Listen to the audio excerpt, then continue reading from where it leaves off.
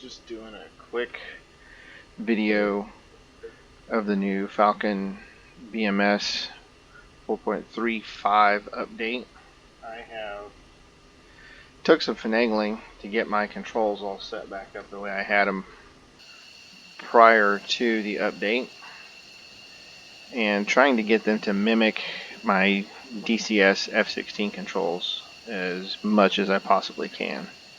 So right now it's just a matter of testing everything out and making sure my HOTAS is set up the same way I had it in DCS and the way I had it in Falcon BMS before. So cockpit looks good, still looks the same. Got lights. Let's get a little bit of lighting here in the console, some floods going so I can see. Everything looks normal, looks fine for what I'm going to do. I'm back to using a computer screen and not flying in VR because BMS doesn't have VR yet. So nozzle steering feels good. Go to throttle and sound. Brakes work. And I'm just going to go ahead and taxi down. Looks like terrain's having a heck of a time loading in.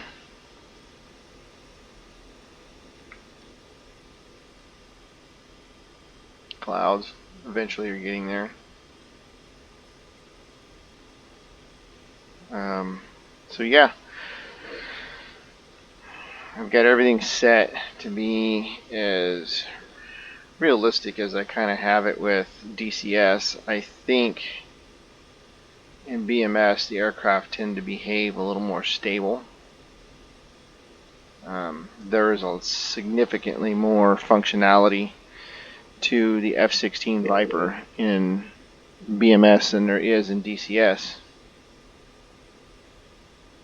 So we're just going to go ahead and tell you right now the sounds are amazing. The audio. I'm just going to do a quick come down the end of the runway. I'm not going to bother with any tower comms or anything like that, and I'm just going to take off because it's training and I'm the only one here. One of the things I do like about flying BMS is that I can just not have to worry about a VR setup and things like that. Trust me, I love the VR in DCS Viper. It just adds so much realism and immersion that I'm just blown away. And I really don't know how I can go back to using a 2D screen for this, but this is where I cut my teeth, is on BMS way back when it was Falcon 4.0.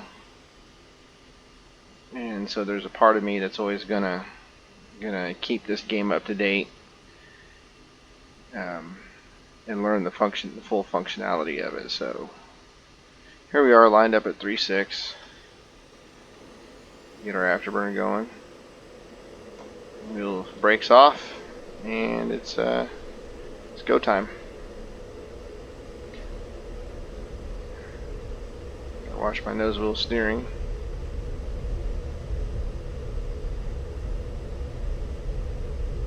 And rotation. Gear up. And I can bring that throttle back a little bit. Kind of pan down a little bit so I can see more of my instruments, especially my nozzle position. This is one of the handicaps of 2D screen, is being able to look around. I do not have track IR or anything like that.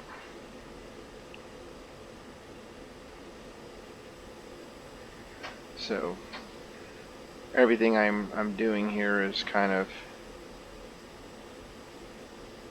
just, let's see.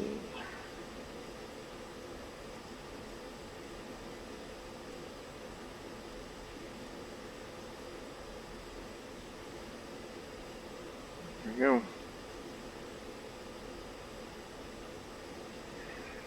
Nice little climb. And well, it's just weird because I'm flying and I'm looking at this, and even though I know I'm not in VR, part of me wants to just keep turning my head to look around. I'm used to DCS, and in this case I've got to use the mouse look. That's what I use. I can say that the terrain looks a lot better. It's not as zigzag and perfect shapes of squares as it used to be. It looks more natural. So let's go ahead and get some more altitude. One of the things DCS doesn't have in their Viper yet is the ability to change your HUD scales. HUD scales, color. I mean, you can change brightness, that kind of thing. But scales and color, nah, not so much. So let's go ahead and do attitude hold. I'm going to take a look in the cockpit here and see what our switch positions are for what we got going on here. Why is our radar off? We got FCR, we got hard points on. Let's go ahead and turn that on. That doesn't need to be standby. Do barrow. Go auto bright. PFL. Let's see.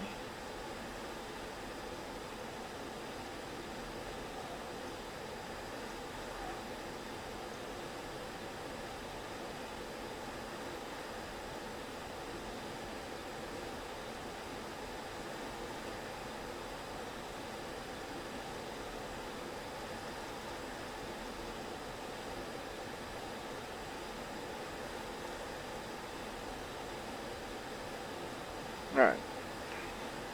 We do have significant more functionality for this aircraft in here than we ever did on the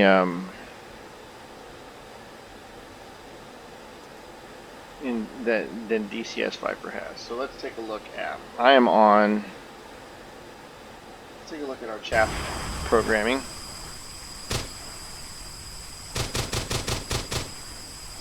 Beauty. Hit the button, drops one chaff and flare. Goes out of flare, goes to chaff. So, beauty. I like that.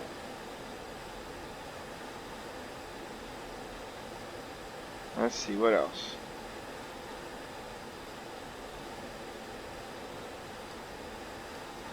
Program 3 is what I tend to go with. Let's see. How come the helmet mounted HUD isn't working? Okay. That doesn't, the knob works, but symbology is not there. Let's see. What are the switches we got? Toggle there. Toggle there. That's my master arm and laser arm. Comms control. Yeah, everything else looks kind of normal. Typical what I have in DCS. AIX power. Everything looks good there. So yeah. My MFDs.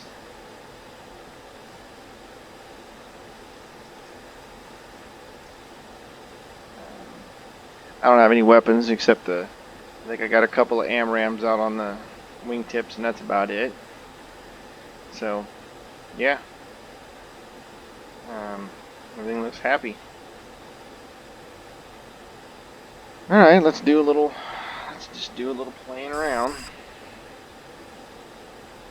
Take autopilot off.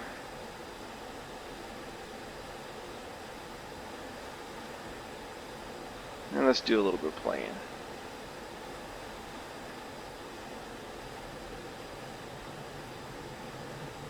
Look at there. She holds speed a lot better than the DCS Viper does.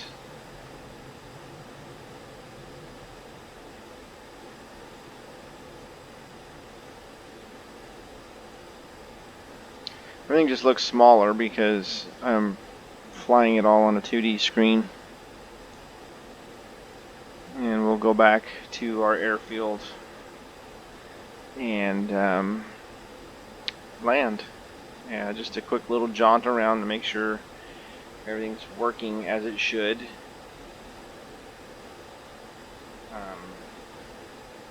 Got wingman commands set up. What was this button? Labels off, on, off. Just turns them off. I'm not sure what that did. Did something. Got a noticeable steering, my brakes, CDMS, cursor's working. Let's see, speed brakes. Do we have our speed brake indicator? We do. It's kind of a little hard to see, but it's right there. It's the only thing we got that tells us our speed brakes are open. And it's kind of hard to see.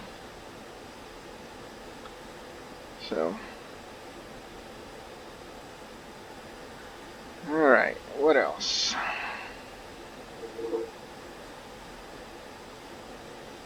I really am excited to get back to using HTS pods, something that DCS doesn't have yet for their harms. Well, you've got harm functionality, but you don't have the HTS pods, which makes life really easy when using the harms.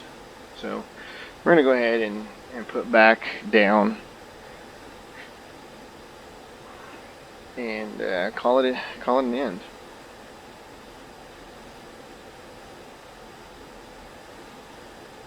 Might take me a few minutes to get there, just because, well, 2 minutes 38 seconds to be exact, at the current airspeed. Let's see, shift H. There we go.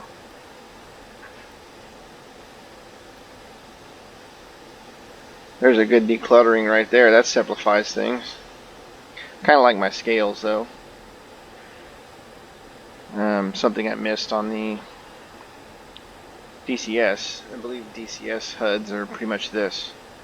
Pretty clean. Pretty, very little there. I kind of do like having my scales like this. So I'm going to leave it just like that. Once the alternate H changes HUD color. Yep, light blue is a good contrast. As opposed to green. Something else, again, you can't do at DCS. Don't know if you can really do that in the Viper. In the real ones, maybe you can. Modern technology, anything's possible.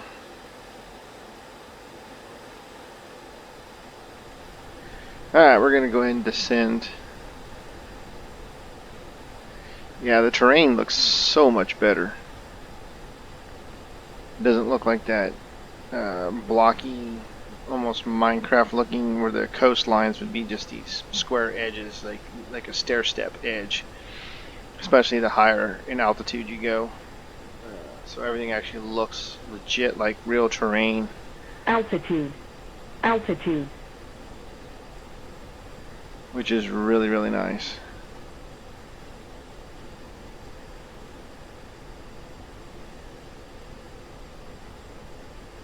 Find our airfield here. There it is. There's our airfield. I'm just going to pick a runway and land.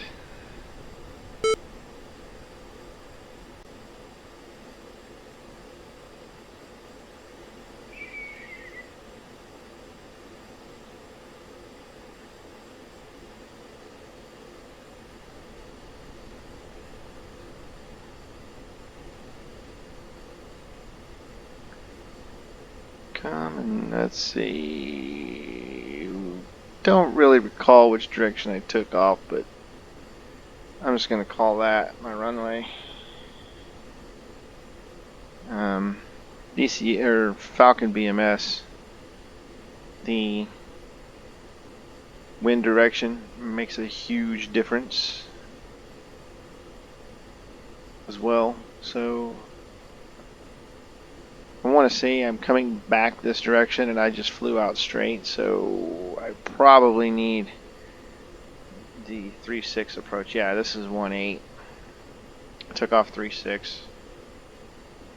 So, yep, there's 3.6. I'm gonna set up for a 3.6 landing. That'll be that.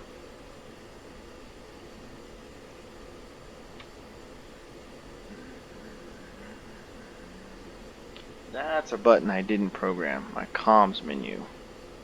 I need to do that.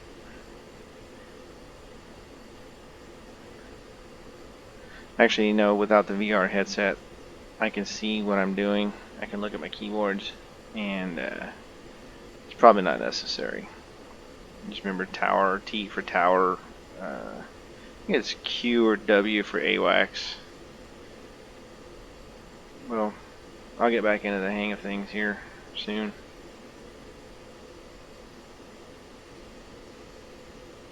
See, 250 knots. I think that's a good. Below 250 is probably good for dropping gear. Oh. Speed brakes out. Throttle down.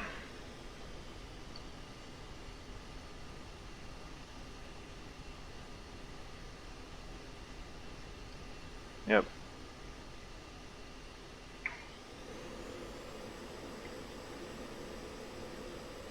Alright, I'm aborting that one. I was coming in too hot. Yeah, that wasn't good.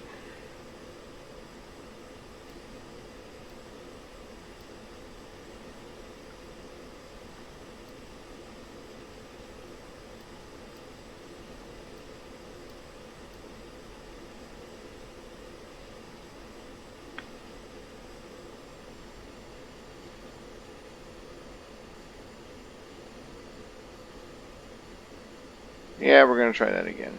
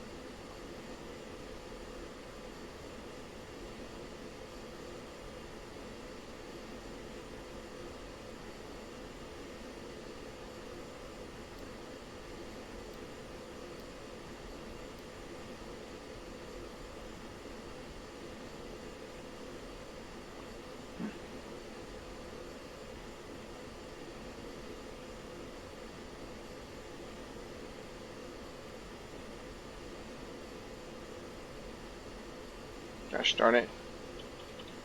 Let's cycle through these HUD colors again.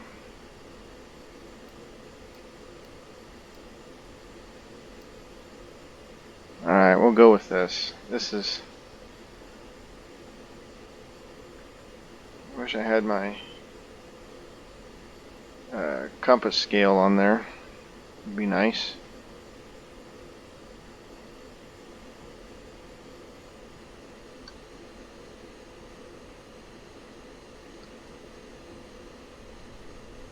There we go.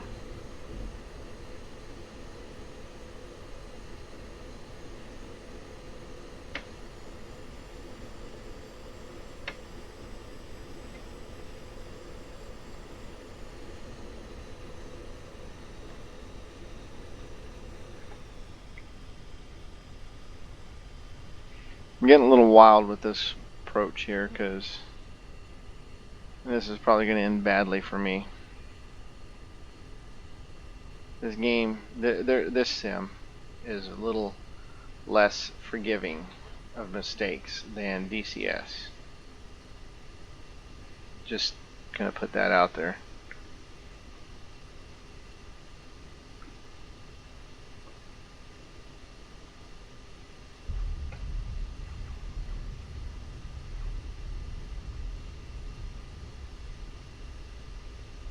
But that's a pretty good landing for a pretty jacked up final. Nose wheel steering kicking in.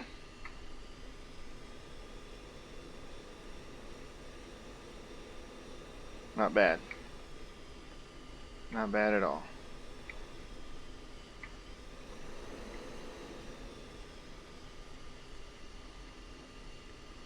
I will say this for the BMS Viper too, is it rolls significantly better for ground handling than DCS. DCS Viper is real touchy. It takes a lot of juice a lot of RPM to get it to roll and stay rolling, as well as it's been known to tip over quite a few times. So if you're turning too tight, which is probably accurate, but if you're not used to it, if you're used to being a little tougher on the controls than you normally would be, yeah, you'll have problems, but it's all good. So we're gonna find ourselves a parking spot here. I will tell you this, that parking in DCS, easy, because everything's one scale, so it's so much easier to do. Like this is a horrible parking job, but that's what we got. So here's something else I want to try. Can I open the latch? I can.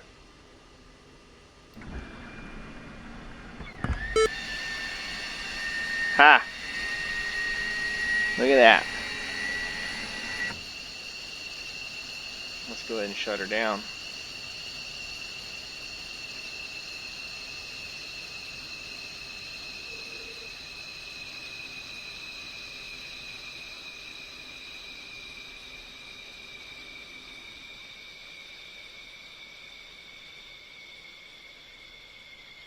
Takes a little bit longer to shut down. And you definitely want to... Oh, this isn't DCS. DCS, if I let off the idle detent, it goes back into cut off into idle, and the engine will spool back up. Nice. Very fun. With a clickable cockpit, I know I can go back in any time and do a ground start, which I'll probably do next time. So yeah, very, very good. It's Falcon BMS 4.35.